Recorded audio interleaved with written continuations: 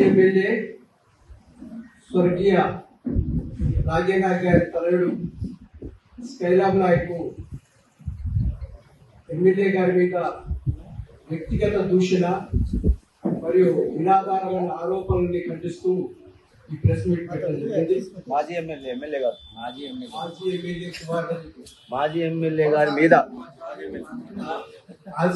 భాస్కర్ రావు గారి మీద వ్యక్తిగత దూషణ అదేవిధంగా నిరాధారమైన ఆరోపణలు చేయడం జరిగింది. దాన్ని ఖండిస్తూ ఈ ప్రెస్ మీట్ పెట్టడం జరిగింది. మరి స్కైలాబ్ నాయక్ అసలు ఎవరు, ఆయన స్థాయి ఎంత, ఎక్కడి నుంచి ఎక్కడికి పోయిండు, మళ్ళీ ఎక్కడికి వచ్చిండు, ఎక్కడికి పోతుండు. మరి భాస్కర్ రావు గారి ఈనాడు చెడ్డోడు అని చెప్పిన స్కైలాబ్ కి భాస్కర్ రావు గారి గురించి గతంలో తెలియదా? భాస్కర్ రావు గారు అంటే ఏమైనా బిఎల్ఆరా? కొత్తగా రాజకీయాలు వచ్చిన వ్యక్తి కాదు కదా. మరి స్కైలాబ్ నీ చిన్నతనం నుంచి మేమందరం భాస్కర్ రావు గారి వస్తున్నాం. మీ నాన్న ప్రోత్సాహంలో 1989 నుంచి మేమంతా కాంగ్రెస్ పార్టీలో ఉన్నవాళ్ళం. మరి ఆ రోజు నుంచి భాస్కర్ రావు గారి గుణగణాలు నీకేమి తెలవక బీఆర్ఎస్ పార్టీలోకి వచ్చినవా? మరి ఎందుకోసం ఏం ఆశించి బీఆర్ఎస్ పార్టీలోకి వచ్చినావు? నువ్వు వచ్చిన దానికి నిన్నేం చిన్న చూపు చూసిండు భాస్కర్ రావు గారు. నువ్వు వచ్చిన వెంటనే నీకు ఎంపీపీ పదవి ఇచ్చిండు. ఇంకా అది కాక ఇంకా ఏదేదో మీడియాకి చెప్పని విషయాలలో కూడా కొన్ని గీయటం జరిగింది. అదేవిధంగా నీ పాత గ్రామ పంచాయతీ కొండ్రపూర్లో దాదాపు 5 కోట్ల రూపాయలతో ఇంటర్నల్ రోడ్స్ పూర్తి చేయడం జరిగింది. అది మీ ద్వారానే వేయటం జరిగింది. మరి ఇన్ని చేసినా కూడా ఇంకా నీకేంటి, ఇంకా నీకేదో కావాలని, అది రాలేదని, అది ఇయ్యలేదని, అది ఆ ఈరలు కొట్టిన ఇలా చీకొడుతుంది. మరి నువ్వు కూడా చీకొట్టించుకోకుండా ఉండాలంటే, ఎందుకంటే మేము గతంలో అంతా మన ఒక మండలంలో కలిసి తిరిగిన వాళ్ళం కాబట్టి ఏదైనా సరే రాజకీయంగా విభేదిస్తే విభేదించు, కానీ వ్యక్తిగత దూషణలు నిరాధారమైన ఆరోపణలు చేయడం అనేది మంచిది కాదని ఈ పత్రిక మీడియా ముఖంగా నేను మిమ్మల్ని అప్పీల్ చేస్తున్నా. దీన్ని ఇప్పటి నుంచి అయినా మానుకొని కాస్త అందరూ ఏ పార్టీలు ఉన్నా పర్వాలేదు, మీకు ఆ పార్టీ నచ్చితే ఆ పార్టీలు ఉండు, మేము ఈ పార్టీలు ఉన్నామంటే మేము ఈ పార్టీ నచ్చింది కాబట్టి ఈ పార్టీలు ఉంటాం. కానీ వ్యక్తిగతంగా ఎవరిని మాజీ ఎమ్మెల్యే గారిని కానీ వ్యక్తిగతంగా ఎవరినైనా కానీ మంత్రి గారిని మాజీ మంత్రి గారిని కానీ ఎవరిని కూడా దూషించడం కానీ లేకుంటే నిరాధారమైన ఆరోపణలు చేయడం కానీ మంచిది కాదు. ఒకవేళ అదే ఆరోపణలు నిజమంటే ఏ ఒక్క ఆరోపణను రుజువు చేయి, ఇవాళ ప్రభుత్వం మీద ఉంది, అతన్ని శిక్షించే అవకాశం కూడా ఉంటుంది.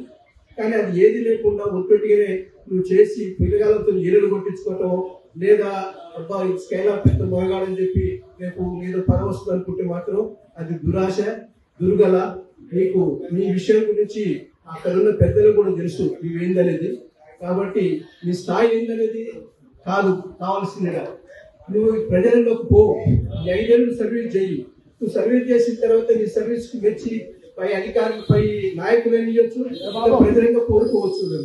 అంతేగాని ఇప్పటి నుంచి అయినా సరే ఇలాంటి దూషణలు మానుకోవాలని చెప్పి మీ ప్రెస్ అదేవిధంగా మీడియా ముఖంగా అతనికి అప్పీల్ చేస్తున్నాను. ఆ ఈరలు కొట్టిన ఇలా చీకొడుతుంది. మరి నువ్వు కూడా చీకొట్టించుకోకుండా ఉండాలంటే, ఎందుకంటే మేము గతంలో అంతా మన ఒక మండలంలో కలిసి తిరిగిన వాళ్ళం కాబట్టి ఏదైనా సరే రాజకీయంగా విభేదిస్తే విభేదించు, కానీ వ్యక్తిగత దూషణలు నిరాధారమైన ఆరోపణలు చేయడం అనేది మంచిది కాదని ఈ పత్రిక మీడియా ముఖంగా నేను మిమ్మల్ని అప్పీల్ చేస్తున్నా. దీన్ని ఇప్పటి నుంచి అయినా మానుకొని కాస్త అందరూ ఏ పార్టీలు ఉన్నా పర్వాలేదు, మీకు ఆ పార్టీ నచ్చితే ఆ పార్టీలు ఉండు, మేము ఈ పార్టీలు ఉన్నామంటే మేము ఈ పార్టీ నచ్చింది కాబట్టి ఈ పార్టీలు ఉంటాం. కానీ వ్యక్తిగతంగా ఎవరిని మాజీ ఎమ్మెల్యే గారిని కానీ వ్యక్తిగతంగా ఎవరినైనా కానీ మంత్రి గారిని మాజీ మంత్రి గారిని కానీ ఎవరిని కూడా దూషించడం కానీ లేకుంటే నిరాధారమైన ఆరోపణలు చేయడం కానీ మంచిది కాదు. ఒకవేళ అదే ఆరోపణలు నిజమంటే ఏ ఒక్క ఆరోపణను రుజువు చేయి, ఇవాళ ప్రభుత్వం మీద ఉంది, అతన్ని శిక్షించే అవకాశం కూడా ఉంటుంది. కానీ అది ఏది లేకుండా ఒట్టొట్టిగానే నువ్వు చేసి పిల్లగాలతో ఈరలు కొట్టించుకోవటం లేదా అబ్బా స్కైలాబ్ పెద్ద మొగగాడని చెప్పి రేపు ఏదో పదవి వస్తుంది అనుకుంటే మాత్రం అది దురాశ, దుర్గల. నీకు నీ విషయం గురించి అక్కడున్న పెద్దలు కూడా తెలుసు నువ్వేందనేది. కాబట్టి నీ స్థాయి ఏందనేది కాదు కావాల్సిందిగా, నువ్వు ప్రజల్లోకి పో, 5 ఏళ్ళు సర్వీస్ చేయి. నువ్వు సర్వీస్ చేసిన తర్వాత నీ సర్వీస్ కి మెచ్చి పై అధికారులు పై నాయకులను ఇవ్వచ్చు, ప్రజలంగా కోరుకోవచ్చు. అంతేగాని ఇప్పటి నుంచి అయినా సరే ఇలాంటి దూషణలు మానుకోవాలని చెప్పి మీ ప్రెస్ అదేవిధంగా మీడియా ముఖంగా అతనికి అప్పీల్ చేస్తున్నాను. మీడియా మిత్రులందరికీ నా యొక్క నమస్కారం. నిన్న 16వ తారీఖు ఎంపీ ఎన్నికల సందర్భంగా కాంగ్రెస్ పార్టీ వారు మీటింగ్ పెట్టడం జరిగింది మిర్యాలగూడలో. ఆ మీటింగ్లో గౌరవ మాజీ ఎమ్మెల్యే తనయుడు స్కైలాబ్ నాయక్ గారు మాజీ ఎమ్మెల్యే భాస్కరరావు గారి గురించి విమర్శించడం జరిగింది. ఆ విమర్శకు గతంలో 2018లో ఆయన ఆర్ కృష్ణయ్యకు కాంగ్రెస్ పార్టీ టికెట్ ఇచ్చినప్పుడు జానారెడ్డి గారి మీద, అదేవిధంగా ఉత్తమ్ కుమార్ రెడ్డి గారి మీద అలిగి కాంగ్రెస్ పార్టీ మీద సీరియస్ అయ్యి ఇండిపెండెంట్ గా పోటీ చేయడం జరిగింది. ఆ ఇండిపెండెంట్ పోటీ చేసిన క్రమంలో అప్పుడు జానారెడ్డి గారిని మరియు ఉత్తమ్ కుమార్ రెడ్డి గారిని తిట్టకుండా తిట్టడం జరిగింది. అది మీడియా మిత్రులు మీ అందరికీ తెలుసు, ఇక్కడ ఉన్న మిర్యాలగూడ నియోజకవర్గ పబ్లిక్ అందరికీ తెలుసు. కానీ నువ్వు తర్వాత 2018 తర్వాత బీఆర్ఎస్ పార్టీలో, సరే నిన్ను ఎవరు ఆహ్వానించారో నాకు తెలియదు, కానీ బీఆర్ఎస్ పార్టీలో కాంగ్రెస్ పార్టీని వీడి ఇండిపెండెంట్ గా పోటీ చేసినాం. ఇండిపెండెంట్ గా వీడి మళ్ళీ బీఆర్ఎస్ పార్టీలో జాయిన్ అయ్యే క్రమంలో ఇక మాజీ ఎమ్మెల్యే రాజ్యా నాయక్ తనయుడు కాబట్టి నువ్వు ఎవరిని పెట్టుకుంటావో, నీకు ఎంపీపీ కావాలా, జెడ్పీటీసీ కావాలా, ఏ పదవి కావాలో చెప్పు, ఆ పదవి నీకు ఖచ్చితంగా ఇస్తామనే ఉద్దేశంతో మా ఊళ్ళు గౌరవ భాస్కరరావు గారు మరియు వీరపురెడ్డి గారు, నారాయణ రెడ్డి గారు వాళ్ళు ముగ్గురే మాట్లాడి వచ్చిన క్రమంలో మీ అమ్మను ఎంపీపీగా పెట్టుకుంటావా, జెడ్పీసీ పెట్టుకుంటావా అంటే మా అమ్మకు కాదు, సరే నేను ఒక మనిషిని చెప్తాను. వాళ్ళ మరదల్ని ఎంపీపీగా నియమించడం జరిగింది. ఆ ఎంపీపీగా పెట్టిన క్రమంలో నాకు కూడా మా లేడీస్ రిజర్వేషన్ వచ్చింది కాబట్టి ఆయన వాళ్ళ మరదల్ని పెట్టుకుంటూ నేను మా మిస్సెస్ ని పెట్టుకోవడం జరిగింది.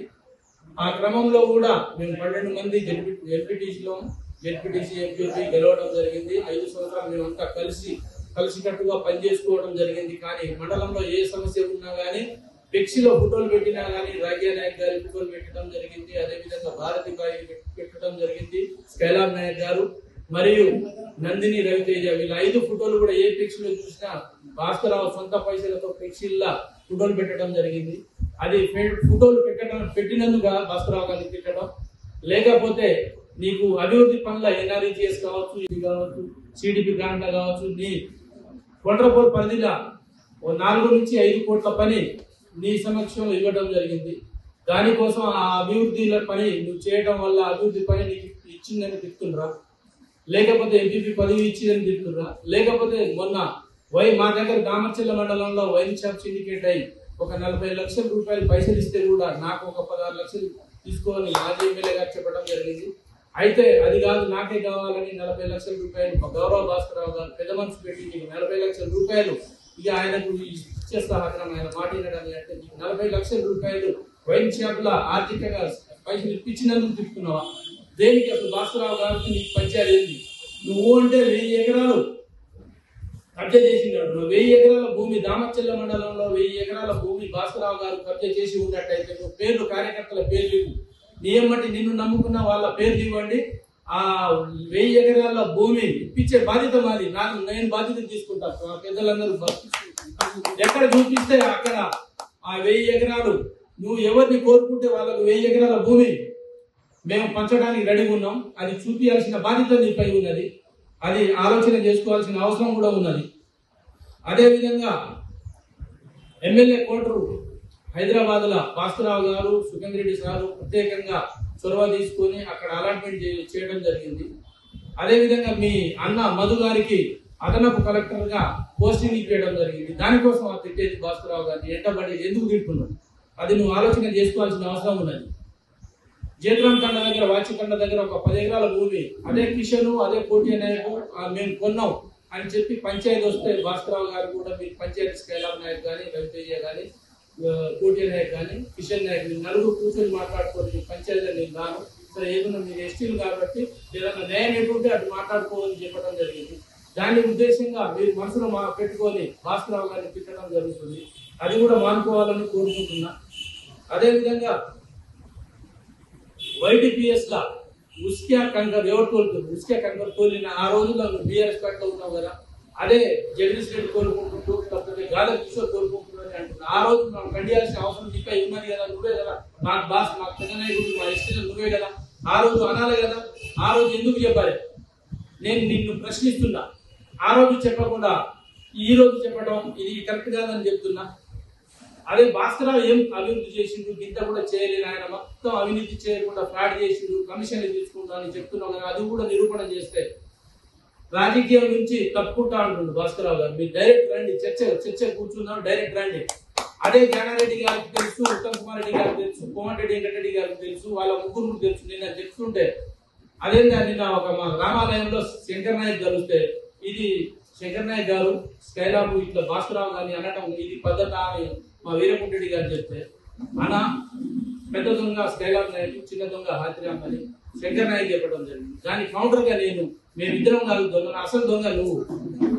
ఎందుకంటే మైక్ ఇచ్చి ఆ రెచ్చగొట్టి మరి స్కైలాబ్ నాయక్ తిట్టిస్తున్నావు కాబట్టి అసలు దొంగ నువ్వు, మేమిద్దరం దొంగలు ఉన్నామని చెప్పడం జరిగింది. కాబట్టి మీరు అర్థం చేసుకో. ఇప్పటికన్నా రాజకీయాల్లో ఎదగబోయేటోడు ఎదగాలనుకుంటే జనంలో తిరిగి ఓట్లేపించుకొని నీకు పోయినసారి వాళ్ళు ఎమ్మెల్యే టికెట్ ఇవ్వలేదని వాళ్ళని తిట్టావు, ఈసారి కార్పొరేషన్ నాకు కార్పొరేషన్ ఇవ్వలేదనే ఉద్దేశంతో భాస్కరరావు గారిని టార్గెట్ పెట్టుకొని తిట్టడం అనేది ఇది కరెక్ట్ కాదు.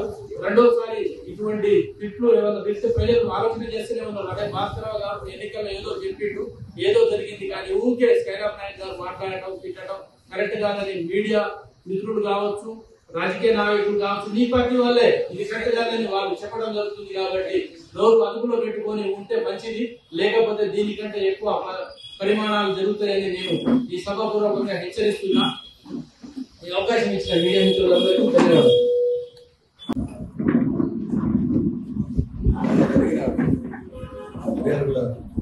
కాంగ్రెస్ పార్టీ ఎంపీ సన్నాహక సమావేశంలో స్కైలాబ్ నాయక్ గారు, మాజీ ఎమ్మెల్యే భాస్కరరావు గారు అనుచితమైన వ్యాఖ్యలు, వ్యక్తిగత విమర్శలు చేయడం సబబు కాదు. ఎందుకంటే స్కైలాబ్ నాయక్ కూడా రాజకీయ అనుభవంతో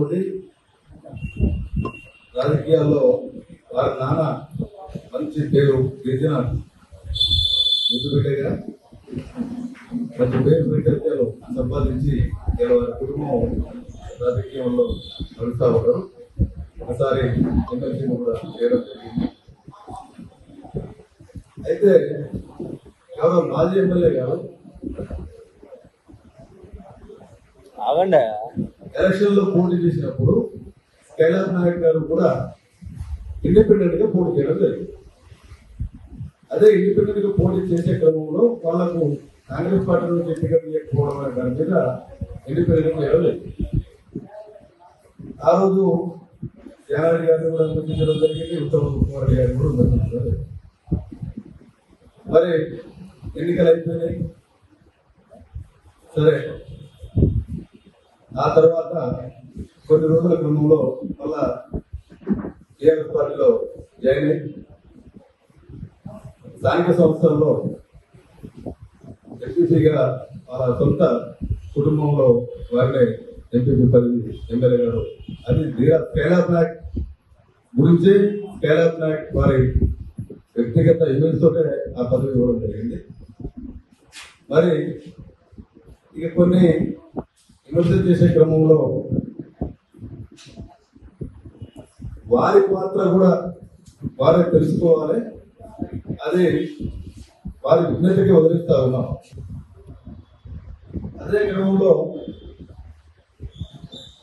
వారు స్కైలాబ్ నాయక్ గారు